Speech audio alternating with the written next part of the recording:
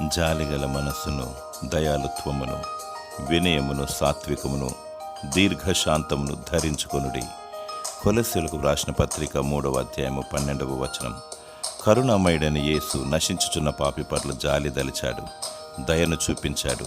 తండ్రి అయిన దేవునికి వినయ విధేయతలు చూపాడు. శిల్వ కార్యాన్ని జరిగించి విజయం పొందడానికి సాత్వికమును, దీర్ఘశాంతమును వహించాడు.